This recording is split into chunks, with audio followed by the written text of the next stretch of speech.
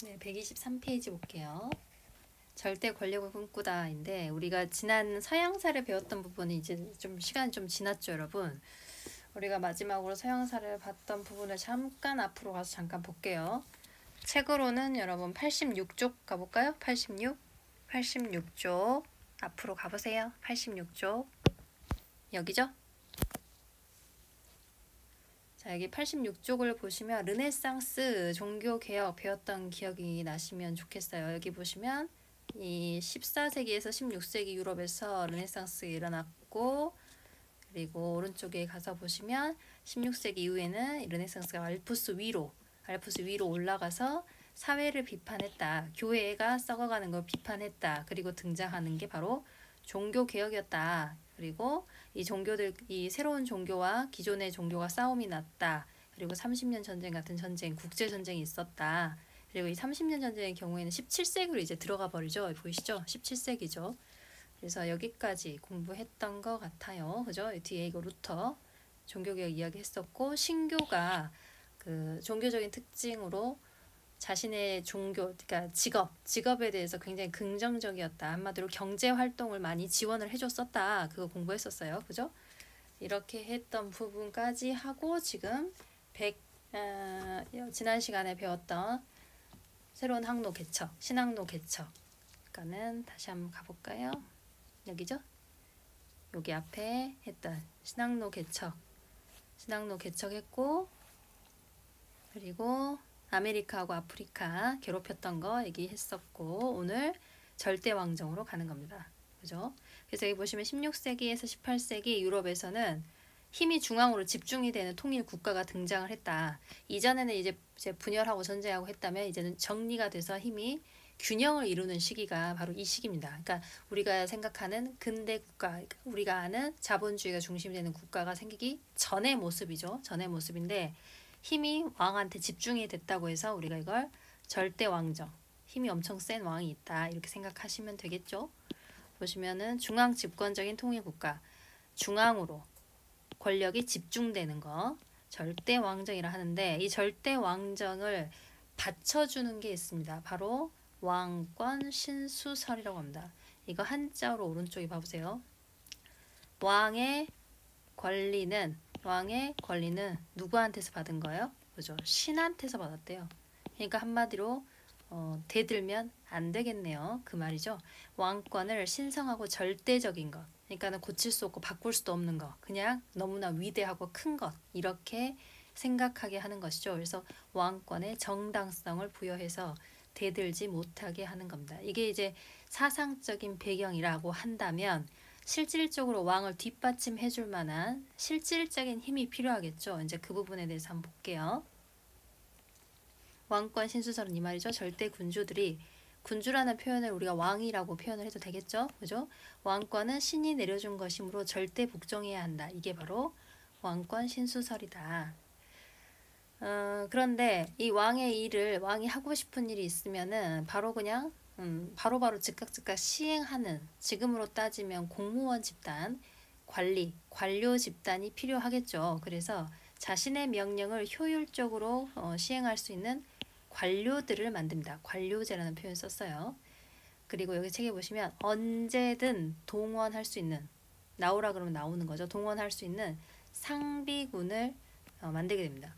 이게 무슨 말이냐? 이전에는 상비군이 아니었냐?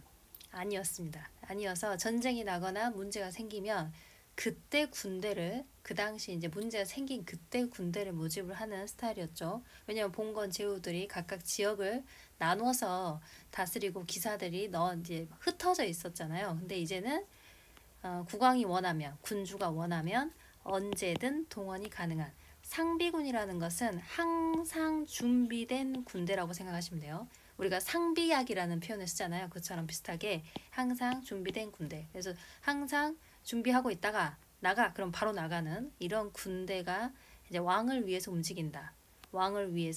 이렇게 생각하시면 됩니다. 자, 근데 이제 문제는 여기 책에도 나오죠. 유지하려니까 너무 돈이 많이 들어요. 돈이 많이 드니까 이거를 받쳐줄, 돈을 대줄 만한 일을 하게 되겠죠. 그래서 보시면 조세 제도를 정비했다. 조세는 세금 걷는 거죠. 그리고 수출을 장려해요. 수출을 장려해서 돈을 벌어오라는 거죠.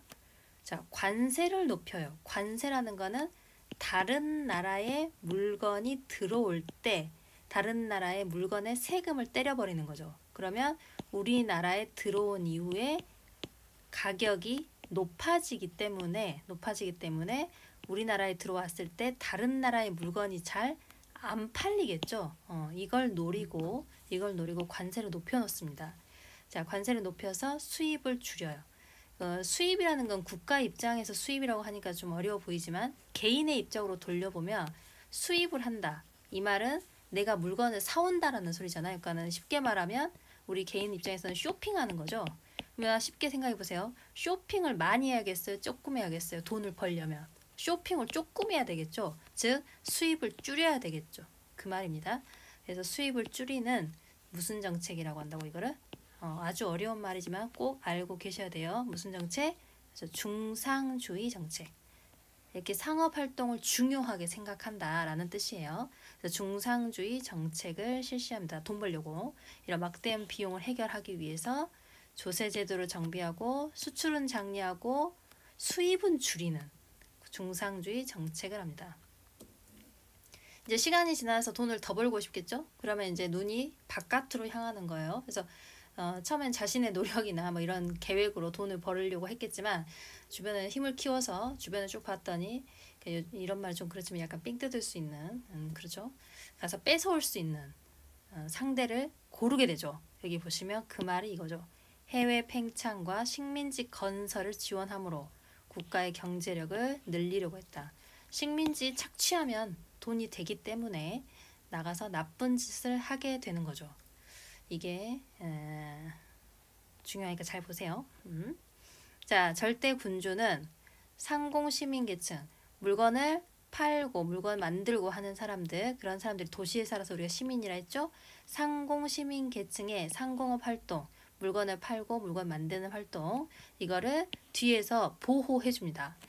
국왕이 뒤에서 한마디로 뒷배가 돼서 받쳐주는 거죠.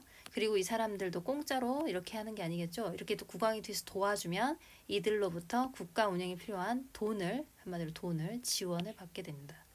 덕분에 서로서로 윈윈 하는 거죠. 시민계층은 더욱 성장을 하고 절대왕정이 성립하면서 중세 유럽의 봉건제, 기존에 우리가 알았던 지방의 권력이 분산되어 있어 각각의 영주들이 영지를 다스렸던 이런 봉건제는 이제 끝나게 되겠죠. 쇠퇴하게 됩니다. 그리고 이때 성장한 상공시민계층이 우리가 아는 근대 시민사회 형성의 바탕이 되게 됩니다. 지금까지는 아직은 근대 시민사회를 할 수가 없죠. 왜? 절대적인 왕이 있으니까. 근데 이제 가는 길이다 그 말입니다. 자, 근데 이 사람들이 가는 길에 자신의 뜻대로 잘 되지 않아서 나라를 엎어버리죠. 그걸 우리가 뭐라 그러죠? 그죠? 그걸 바로 혁명이라 합니다. 혁명. 이제 곧 배우는 단계가 올 거예요. 혁명으로 갈 거고. 자, 여기 보시면 지도가 아니 그림이 있잖아요. 그림 보시면 아마도 이 그림의 모델은 루이 14세 같긴 해요. 이런 스타일의 사람이에요. 자, 한번 봐볼게요. 절대 군주, 절대 왕이 있다. 근데 이 사람을 정신적으로 사상적으로 뒷받침해주는 이론이 있다. 그것은 바로 뭐였다? 그렇죠. 왕권 신수설이었죠. 왕의 권리는 신이 준 거니까 함부로 까불지 마라 이거였죠. 그리고 경제적으로 돈이 필요하니까 뭐 그렇죠. 중상주의, 상공업을 중요시하고 국가가 돈 버는데 직접 뛰어드는 게 바로 중상주의. 그리고 절대 군주의 말을 잘 듣는 받침이 되는 게 바로 관료들, 공무원, 그리고 항상 준비된 군대라 그랬죠. 자, 그러면 절대 군주 시대, 절대 왕정 시대에는 봉건 귀족은 없었냐? 아니요, 있습니다. 봉건 귀족, 즉 우리가 소위 말하는 중세 시대의 봉건 귀족들이 한꺼번에 요이똥하고 사라지진 않을 거 아니에요. 이 사람들도 남아 있겠죠. 하지만 이들의 힘이 이전의 중세 시대에 비해서는 현저히 떨어지겠죠. 절대 군주가 등장한 이후에는 당연히 눈치를 볼 수밖에 없는 거예요. 그죠? 현저히 떨어진다 하더라도 아직 잔존하고 있습니다. 근데 왕한테 대들지 않고 납작 엎드려서 복속이 돼 있다. 이렇게 보시면 되겠습니다. 그리고 오른쪽에 보시면 상인들이 등장하죠. 특권 상인, 상인들 중에서도 이제 거대한 힘을 가진 상인들, 그리고 상인 수공업자들이 점점 성장하게 되고 길드 들어보셨죠? 같은 업종의 사람들이 동업조합, 같은 일, 동업, 같은 업무, 같은 일을 하는 사람들끼리의 모임 체계죠. 이 안에서 규제를 강화해 놔서 자기들끼리 이익을 이제 창출하는 것이죠. 이것저것 규제를 강화해 나갑니다. 이런 상황은요, 사실 굉장히 중간적인 모습이죠. 중세라고 하기에는 중세에서 이제 벗어나고 있고, 근대라고 하기에는 아직 근대라고 하기엔 좀 부족하죠. 그래서 여기는 중간적인 모습을 가지고 있습니다. 그리고 특징적으로는 이 절대 군주를 뒷받침해주는 두 세력, 봉건, 기존의 봉건 귀족하고 우리가 소위 말하는 새롭게 등장하는 상공업 계층이 이렇게 균형을 이루고 있습니다. 이 두 계층들이 이제 국왕을, 절대 군주를 받쳐주고 있는 모습이죠. 너무 더럽게 해서 미안해요, 여러분. 보기가 안 좋죠? 미안합니다. 밑에 보시면 여기 현장 속으로 가볼까요? 절대 왕정이 추진했던 경제 정책이다. 다 설명이 되어 있기는 합니다만, 자, 잘 보세요. 여기 중요하니까 잘 보세요. 국가를 부강하게, 돈 많게, 국가가 경제 활동을 간섭하고 통제, 국가가 나서가지고 돈 벌어 제끼는 게 중상주의다. 이렇게 생각하시면 되겠습니다. 중상주의 중요해요. 아주 중요해요. 자, 절대 군주들은 세상의 부의 총량, 부자들, 부의 총량은 항상 일정하다. 그러니까 이거를 어느 정도 내 쪽으로 끌어오면 상대가 줄어들겠네요. 그죠? 이렇게 생각합니다. 그래서 상업과 무역을 통해 국내외에 금과 은을 얻고자 합니다.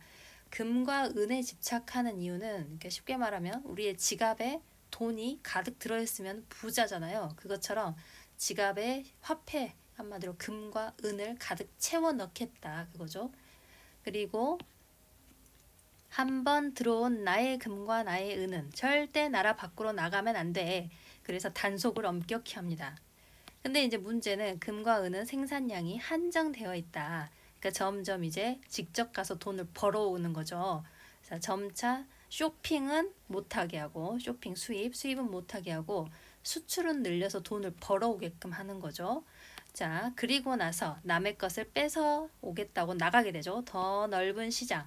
물건을 만들면 갖다 팔아야 돼요. 그죠? 수출을 늘린다는 거는 갖다 팔아야 된다는 소리인데 어디다 갖다 파냐 이거죠. 식민지에다 갖다 팔면 되겠죠. 그 말이 바로 이렇게 표현하고 있습니다. 더 넓은 식민지 시장이겠죠. 그죠?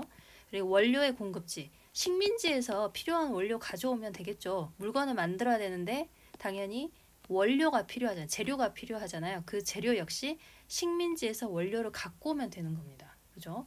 이걸 확보하기 위해서 해외 식민지 개척에도 경쟁적으로 뛰어들어요. 이게 참 아시아, 아프리카, 아메리카의 비극이죠. 그죠? 자, 보시면 중상주의 정책으로 성장, 점점 커간 계층은 누구일까요? 그죠? 쓸 수 있죠. 이 정도는 간단합니다. 선생님이 같이 써줄게요.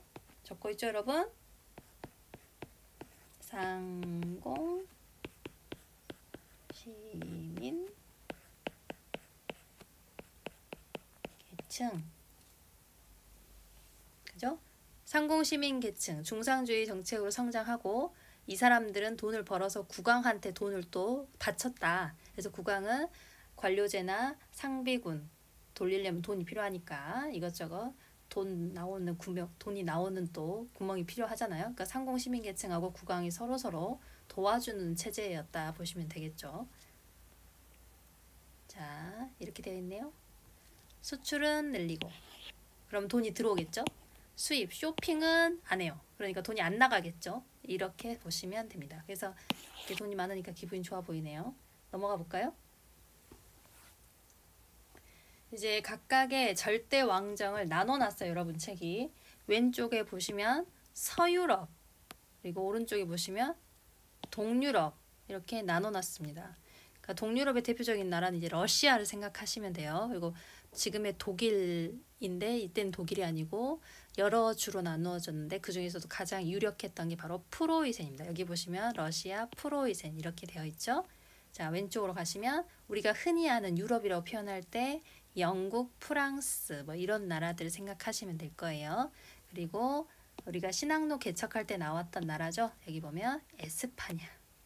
에스파냐가 이렇게 가장 먼저 절대 왕정을 이룰 수 있었던 이유는 이미 배웠죠? 그죠? 신학로 개척해서 대서양을 잡았기 때문이죠. 이전에는 지중해가 중요했는데 지중해는 이제 끝나고 대서양이 중요한 시기에 대서양의 주도권을 잡았기 때문이고 그 사람이 바로 누구다? 그 유명한 펠리페 2세입니다. 펠리페 2세. 펠리페 2세.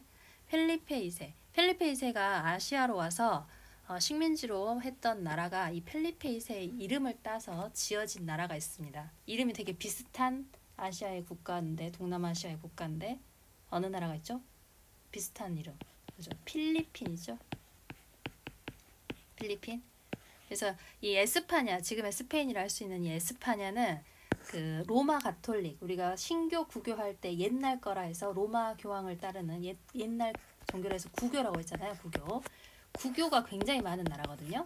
그러다 보니 펠리페 2세가 이제 필리핀 이름 붙이고 여기를 식민지 지배하고 종교적인 영향을 많이 미칩니다. 그래서 지금도 필리핀의 경우에는 구교, 그러니까 우리나라로 치면 천주교잖아요. 그죠? 그런 구교도들이 굉장히 아직도 많은 나라가 필리핀입니다. 영향을 아주 많이 미쳤다고 해. 자, 그리고 또 이제 영국은 너무나 유명하니까 잘 아시겠죠? 영국의 누구? 그죠? 엘리자베스 1세. 동인도 회사를 세워서 아시아로 진출합니다. 말이 진출이지 뭐 침략하고 그랬겠죠. 이제 사실 엘리자베스 1세 이전에는 영국이 이제 번듯한 무역에 종사한 게 아니고 거의 해적질을 많이 했어요. 근데 엘리자베스 1세가 에스파냐의 무적 함대를 무찌르면서 이제 점점 주도권을 잡게 되는 거죠. 그리고 그 유명한 프랑스의 루이 14세 별명이 있죠. 뭐 태양왕이죠. 태양왕.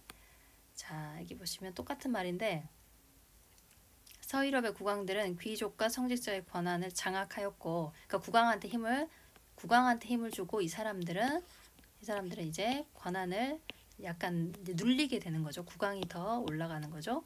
그리고 상공업, 돈을 버는 계층이죠. 상공업에 종사하던 시민 계층은 국왕의 지지 기반이 되는 거죠. 그러니까 이 상공업에 종사해 돈이 있는 사람들이 국왕을 지지하게 되면서 국왕은 돈이 많아지게 되는 거겠죠. 자, 밑에 보시면 서유럽에서 가장 먼저 절대 왕정을 이룬 나라가 바로 에스파냐고, 대표적인 인물이 바로 누구예요? 그렇죠? 펠리페 2세라는 거. 여기 이 사람의 굉장한 업적은 바로 이겁니다. 무적함대. 워낙 무적이어서 이름이 무적함대예요. 근데 누구한테 져요? 여기죠? 엘리자베스 1세. 여기 보시면 에스파냐의 무적 함대를 물리치고 해상권을 장악했고 해외 시장 개척 나섰고, 이 사람이 바로 엘리자베스 1세입니다. 나는 영국과 결혼하였다. 굉장히 유명한 말이죠. 결혼을 하지 않았다. 물론 펠리페 2세하고 펠리페 2세가 이 당시에 이제 청혼을 하긴 해요. 근데 거절합니다. 거절해요. 여기 보시면 지도가 나와 있네요. 그죠? 여기가 영국, 여기고, 그리고 여기가 에스파냐. 두 나라가 있습니다. 대서양 무역을 주름 잡았고, 에스파냐의 경우는 여기 보시면 지중해 해상권도 장악했다는 표현이 있어요. 그래서 여기 보시면 여기 요 동네 여기도 장악을 해요. 장악을 합니다. 그리고 정말 유명한 사람은 바로 이 사람이죠. 프랑스의 루이 14세. 국가, 그것은 바로 나다. 지미국 국가다. 이렇게 표현했죠. 스스로를 태양왕이라고 했고, 관료제 상비군 정비하고 중상주의. 우리가 아는 아주 전형적인 절대 왕정은 사실 이 루이 14세의 모습을 본다고 생각하시면 되고, 루이 14세가 만든 아주 아름답고 화려한 궁전이 있죠. 뭐죠? 그죠? 베르사유 궁전. 베르사유 궁전. 자, 여기 있네요. 자, 여러분 책에 보시면 여기 방금 했던 요 나라들이 우리가 소위 말하는 서쪽 유럽이고, 이제 볼 나라는 동쪽이겠죠. 동쪽. 오른쪽으로 갈게요. 동유럽. 자, 동유럽은 서쪽보다 도시와 상공업의 발달이 더 늦어요. 더 늦고, 그러다 보니까 아래에서부터 올라오는 힘이 약하다 보니 위에서부터 변화하려고 하는 성향을 보입니다. 그래서 보시면 동유럽 국가에서는 계몽 군주들이 등장하여 절대 왕정을 수립하였다. 절대 왕정 수립은 같은데 약간 이제 결이 다르달까? 이제 서쪽 유럽의 경우에는 밑에서 받쳐주는 세력이 이제 빵빵했잖아요. 그런데 동유럽의 경우에는 그렇지 못했다. 그런데 군주는 군주인데 깨어있는 군주예요. 생각하고 깨어있는 군주. 우리 고치고 개혁해야겠다 생각하는 군주들이 등장해서 그들이 이제 절대적으로 힘을 과시하면서 절대 왕정을 수립합니다. 좀 다르죠? 대표적인 사람이 아주 유명한 사람인데 표트르 2세입니다. 표트르 2세. 러시아의 황제 표트르 2세. 그리고 프로이센의 프리드리 2세. 이런 사람들입니다. 표트르 대제의 경우에는 서유럽의 문화를 아주 본격적으로 본인이 직접 적극적으로 받아들이고 실제로 가서 배워오기도 해요. 그리고 프리드리 2세도 유명한 말을 남겼는데 보시면 국가 제1의 심부름꾼, 본인이 심부름꾼이다 이렇게 표현을 한 사람입니다. 밑에 한번 볼까요? 표트르 대제입니다. 표트르 대제는 이 사람이에요. 이 사람인데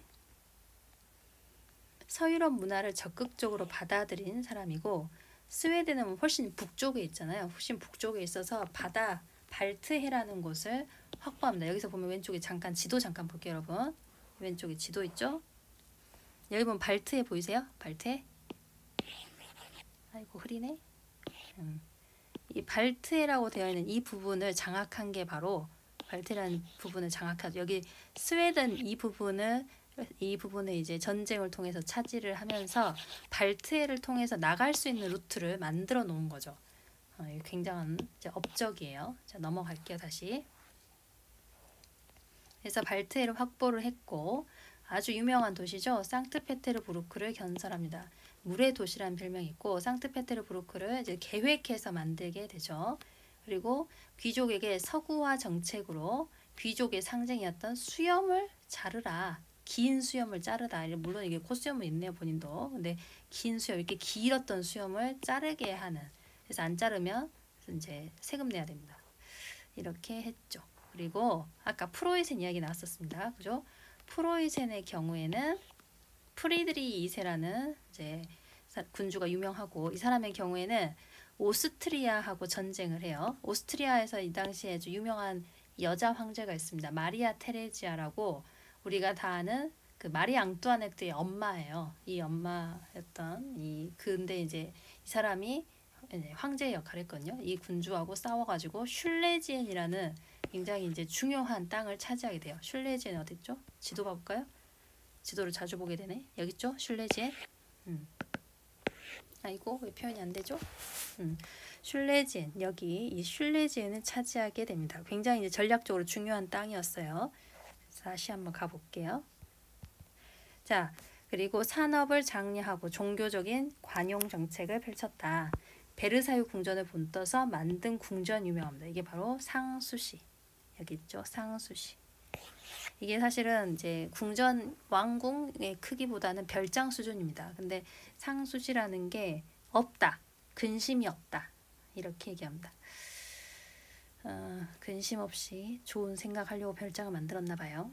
자, 여기서 보시면 각국이 강력한 절대 왕정을 만들려고 노력했던 거. 여기 전체 내용들을 다 여러분이 알아서 정리하시면 되겠죠? 알아서 해보시고 2번 각국의 절대 왕정의 군주들이 남긴 명언을 찾아볼까요? 일단 우리가 아는 거 있죠. 뭐였어요? 엘리자베스 1세가 나는 그죠? 영국과 결혼했다. 결혼 안 하고 모든 열정을 국가에 쏟아부었다. 뭐 이런 이야기죠. 그리고 루이 14세 뭐라 했어요? 그죠? 국가 그게 바로 나다. 짐이 곧 국가다. 이렇게 표현했던 태양왕, 자기 자신을 태양왕이라고 했고 프리드리 2세는 그죠? 나는 국가 제1, 1번이라는 뜻이에요. 제1의 국가 제1의 심부름꾼이다. 이런 이야기를 했습니다. 너무 고생하셨습니다, 여러분.